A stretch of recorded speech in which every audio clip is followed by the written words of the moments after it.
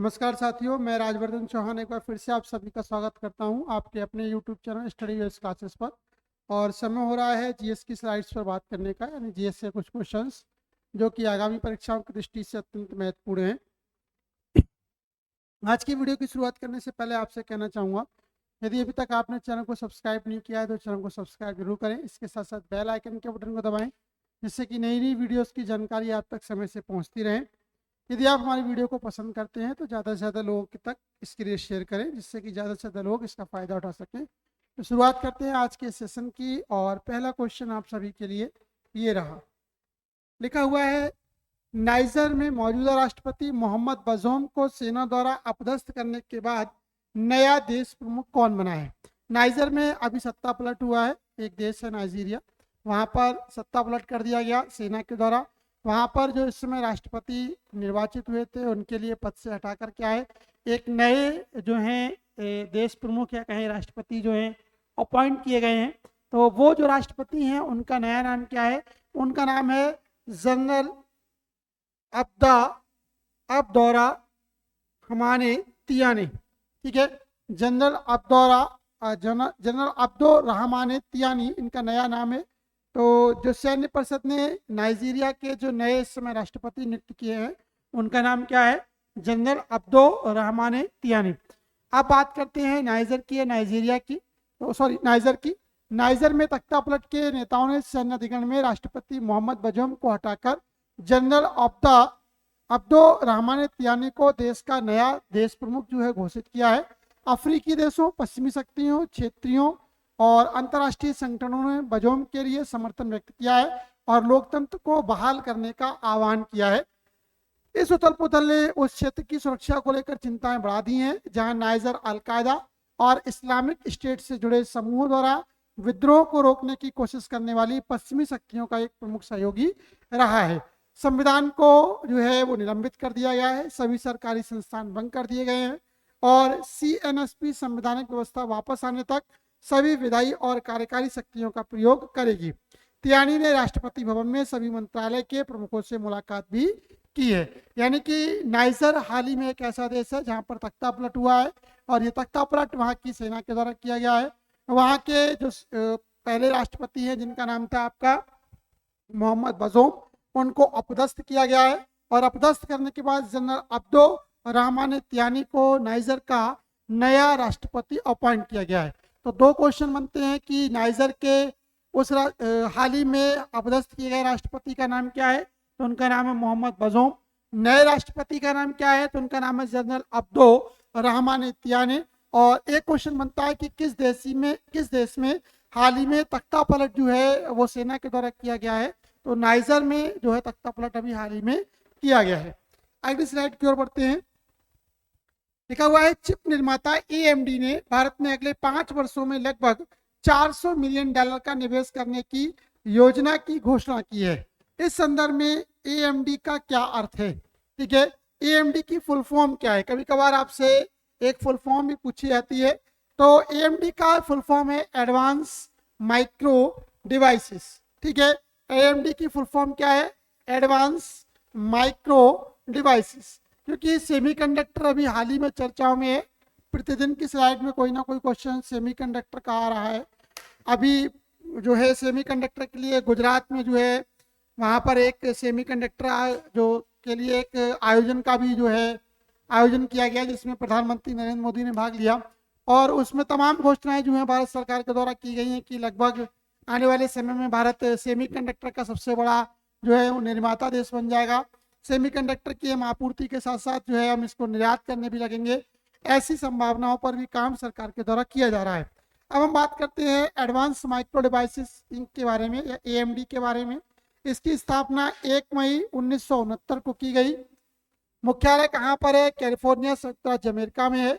CEO की यदि हम बात करते हैं तो लिसा सू इसके सीईओ है। अध्यक्ष की बात करते हैं तो विक्टर पेंग है।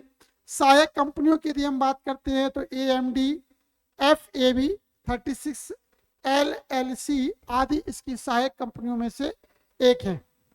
अब हम बात करते हैं एएमडी के बारे में, यानी कि एडवांस माइक्रो डिवाइसेस के बारे में।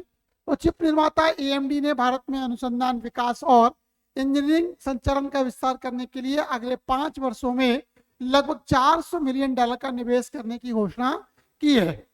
नियोजित निवेश में बेंगलोर में एक नया AMD परिसर शामिल है जो कंपनी के सबसे बड़े डिजाइन केंद्र के रूप में काम करेगा। साथ ही 2028 के अंत तक लगभग 3000 नई इंजीनियरिंग भूमिकाओं को भी शामिल करेगा।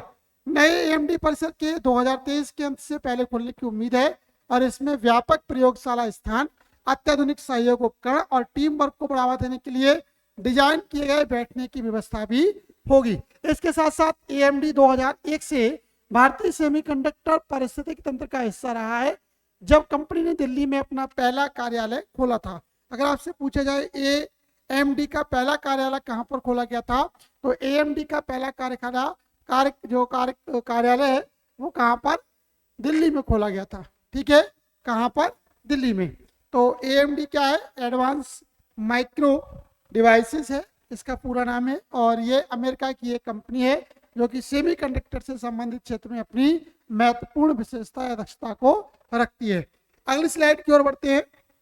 अगली स्लाइड क्या कहती है, लिखा हुआ है भारतीय अंतरिक्ष एजेंसी ने 30 जुलाई को अपने ध्रुवीय उपग्रह प्रेक्षण यान यानी कि PSLV का उपयोग करके 7 उपग्रह लॉन्च किए।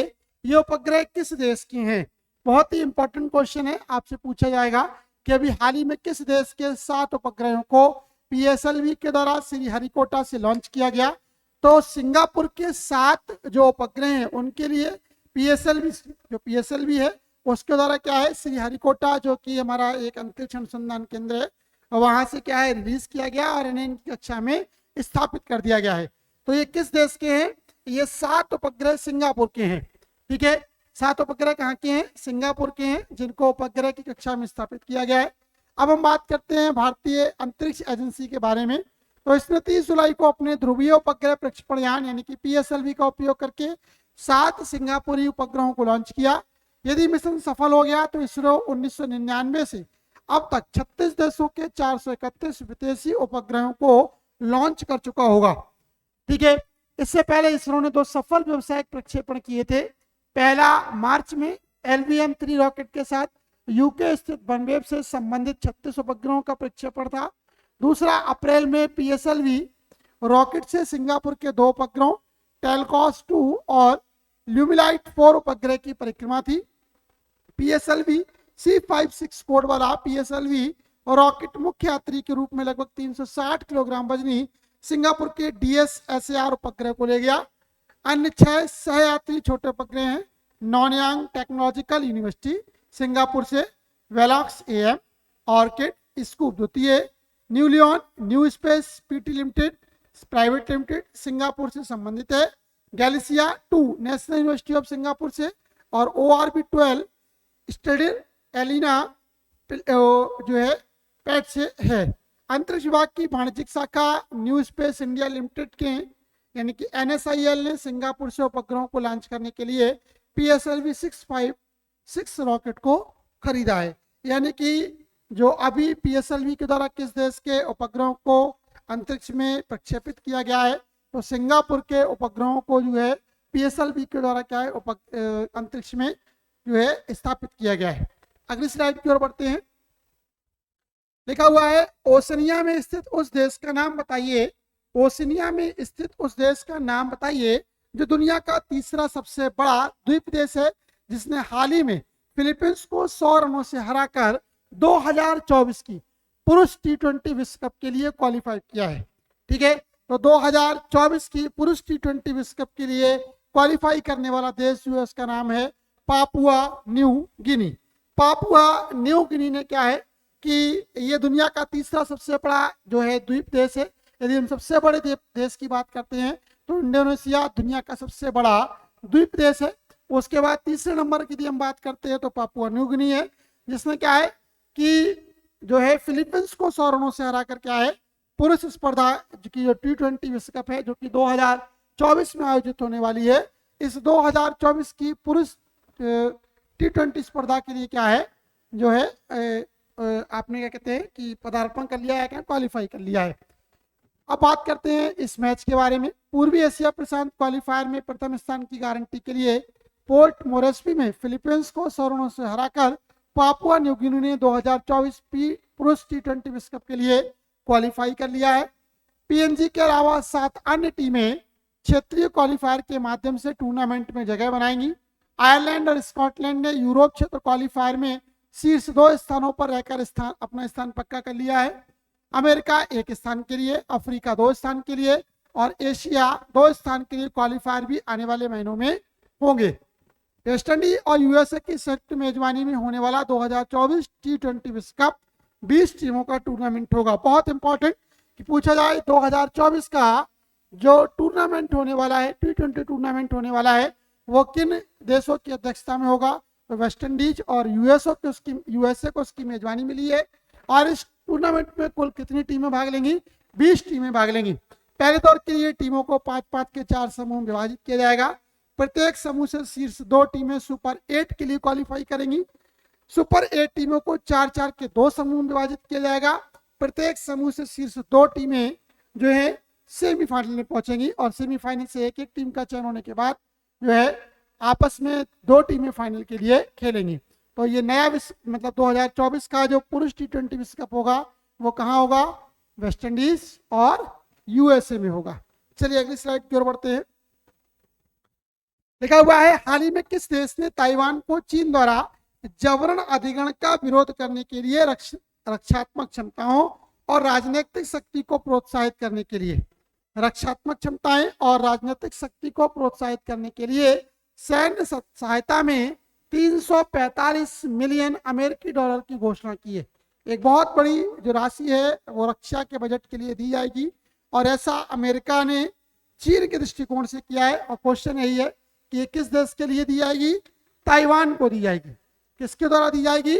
अमेरिका के द्वारा दी जाएगी। यानी कि अमेरिका ताइवान को 345 मिलियन डॉलर की सहायता देगा, जिससे कि ताइवान चाइना के जो साथ अपने रक्षात्मक क्षमताओं और राजनीतिक शक्ति को जो है और ज्यादा विकसित कर सके। अमेरिकी राष्ट्रपति की यदि हम बात करते हैं तो उनका नाम है जो बिडेन।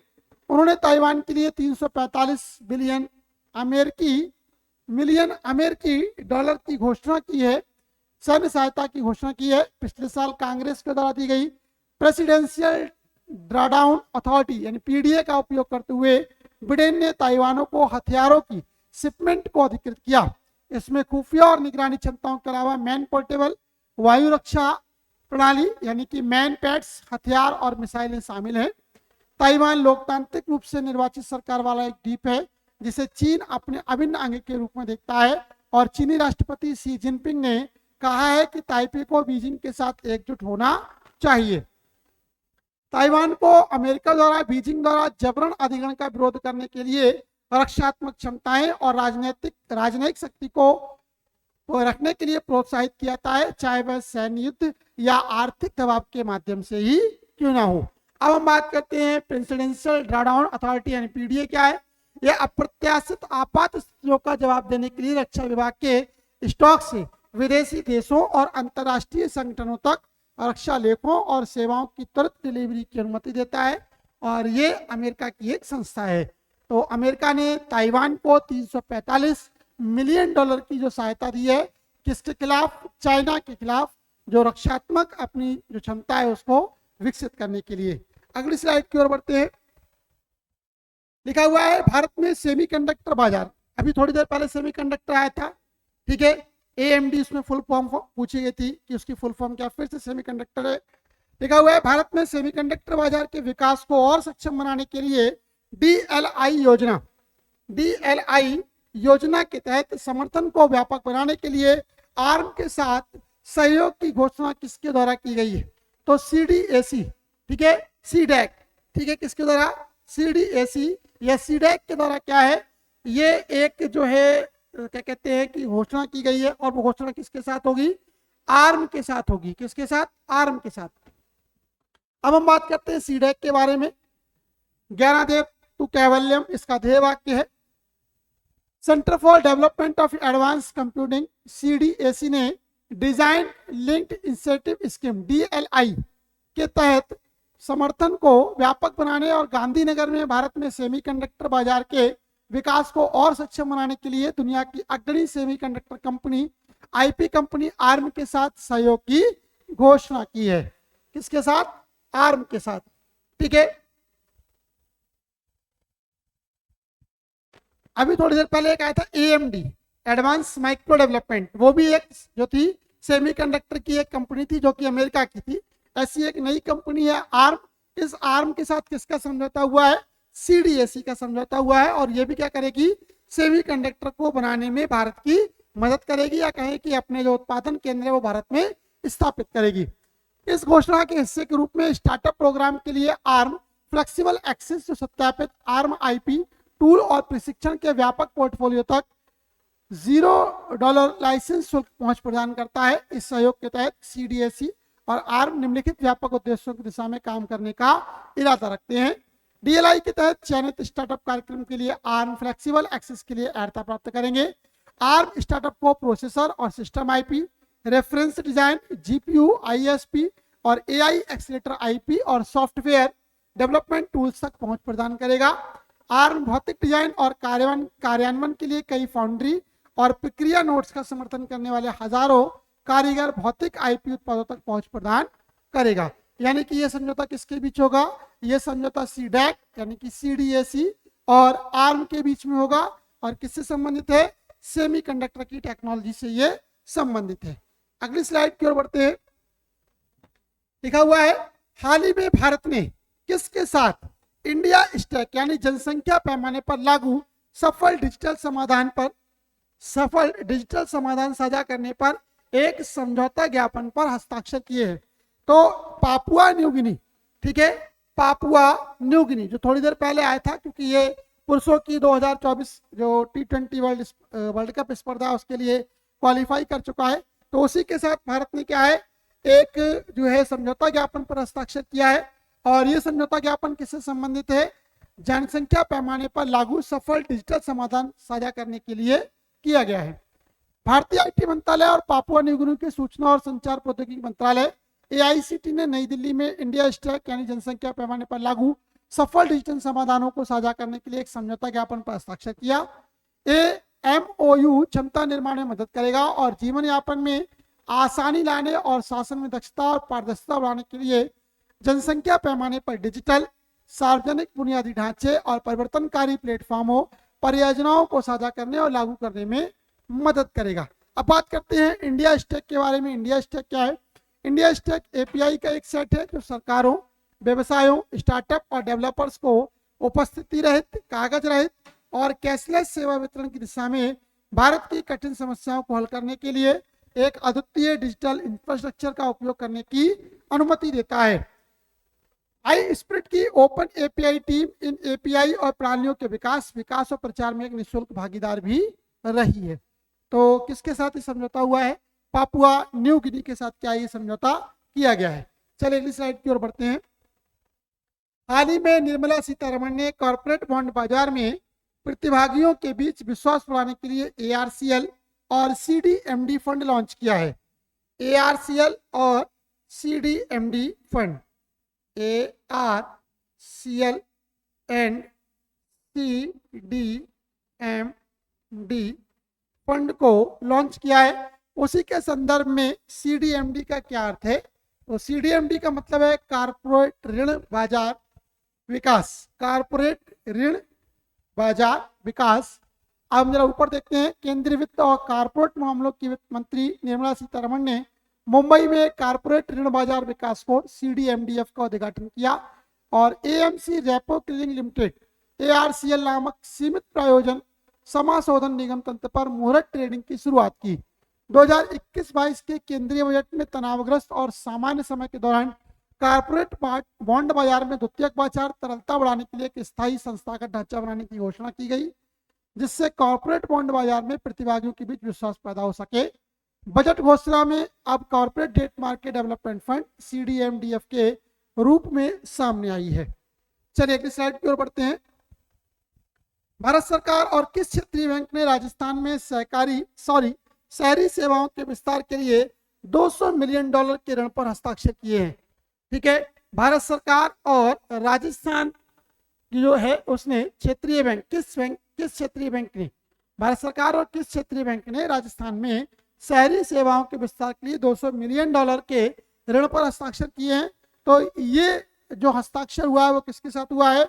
एशियाई विकास बैंक यानी कि एशियन डेवलपमेंट बैंक, ठीक है, एशियाई विकास बैंक के साथ हुआ है। और एशियाई विकास बैंक राजस्थान में शहरी सेवाओं के विकास के लिए लगभग $200 मिलियन की राशि जो है वो भारत सरकार के लिए प्रदान करेगा। अब हम बात करते हैं राजस्थान के बारे में। तो राजधानी है जयपुर, राज्यपाल है कलराज मिश्र, मुख्यमंत्री हैं अशोक गहलोत, ठीक है। जो यहाँ का राजकीय पक्षी है उसका नाम है गोंडावड़। फूल की यदि हम बात करते हैं तो रोहिड़ा, राजस्थान का जो फूल है राजकीय फूल जिसका नाम है रोहिड़ा, और पक्षी है गोंडावड़। तो ये किसके साथ हुआ है? एशियाई विकास बैंक के साथ एक समझौता हुआ है जिसमें $200 मिलियन की राशि भारत सरकार को दी जाएगी। इसी के साथ साथ एशियाई विकास बैंक के द्वारा बिहार सरकार के साथ भी एक समझौता हुआ है जिसके लिए क्या है वो कई $मिलियन की राशि बिहार सरकार की सड़कों को, जो जिला स्तरीय सड़कें हैं उनको बनाने के लिए दी जाएगी। लिखा हुआ है किस पश्चिमी एशियाई देश ने ग्वादर में, किस पश्चिम एशियाई देश ने ग्वादर में देश की सबसे बड़ी तेल रिफाइनरी बनाने के लिए पाकिस्तान के साथ एक समझौता ज्ञापन पर हस्ताक्षर किए? यानी कि ग्वादर एक प्रांत है पाकिस्तान का, और इस पाकिस्तान में क्या है जो है देश की सबसे बड़ी तेल रिफाइनरी स्थापित की जाने वाली है। और ये तेल रिफाइनरी किसके सहयोग के साथ स्थापित की जाएगी? ये तेल रिफाइनरी सऊदी अरब के साथ स्थापित की जाएगी। यानी सऊदी अरब पाकिस्तान के ग्वादर में देश की सबसे बड़ी जो है तेल रिफाइनरी लगाने जा रहा है, और इसमें जो मुख्य भूमिका होगी वो किसकी रहेगी? सऊदी अरब की। पाकिस्तान की 4 सरकारी स्वामित्व वाली पेट्रोलियम कंपनियों ने रणनीतिक ग्वादर बंदरगाह में $10 अरब अमेरिकी डॉलर के निवेश के साथ पाकिस्तान की सबसे बड़ी तेल रिफाइनरी बनाने के लिए सऊदी अरब के साथ एक समझौता ज्ञापन पर हस्ताक्षर किया है। यानी कि पाकिस्तान की 4 सबसे बड़ी रिफाइनरियां जो हैं वो सऊदी अरब के साथ देश में एक सबसे बड़ी रिफाइनरी लगाने के लिए समझौता करेंगी। ये 4 रिफाइनरियां जो हैं पाकिस्तान की, उनका नाम है oil and gas development company limited OGDCL, Pakistan state oil PSO, Pakistan petroleum limited PPL, और government holdings private limited GHPL, ठीक है। प्रधानमंत्री शहबाज शरीफ के नेतृत्व वाली सरकार कथित तौर पर रणनीतिक ग्वादर बंदरगाह पर ग्रीनफील्ड रिफाइनरी परियोजना को निष्पादित करने के लिए सऊदी दिग्गज अरामको के साथ बातचीत करके उन्नत चरण में है, और अगस्त में अपना कार्यकाल समाप्त होने से पहले प्रारंभिक कार्यकीय कार्रवाई को पूरा करना चाहती है। पाकिस्तान की मौजूदा सरकार का कार्यकाल 14 अगस्त को खत्म हो रहा है। परियोजना में एक पेट्रोकेमिकल सुविधा के साथ न्यूनतम 3 लाख BPD की कच्चे तेल प्रसंस्करण क्षमता के साथ एक एकीकृत रिफाइनरी पेट्रोकेमिकल कॉम्प्लेक्स स्थापित करने की परिकल्पना भी की गई है। यानी कि पाकिस्तान के ग्वादर में देश की सबसे बड़ी जो है वो तेल रिफाइनरी लगने वाली है, और ये किसके साथ होगा? ये सऊदी अरब के सहयोग के साथ संपन्न होगा, और इसमें पाकिस्तान की 4 सबसे बड़ी तेल कंपनियां जो हैं वो हिस्सेदारी करेंगी या उनके साथ जो है इसका जो है सहयोग रहेगा। तो ये थी आज की कुछ स्लाइड्स जो कि GS से संबंधित थी। आशा करता हूँ आपको स्लाइड पसंद आई होंगी। यदि आपको हमारी ये वीडियो अच्छी लगती है तो ज़्यादा से ज़्यादा शेयर करिएगा, लाइक करिएगा, जिससे कि ज़्यादा से ज़्यादा लोग इसका फ़ायदा उठा सके। आज के लिए फिलहाल इतना ही, मिलते हैं कल की वीडियो में कुछ नए फैक्ट के साथ। तब तक के लिए धन्यवाद। जय हिंद, जय भारत।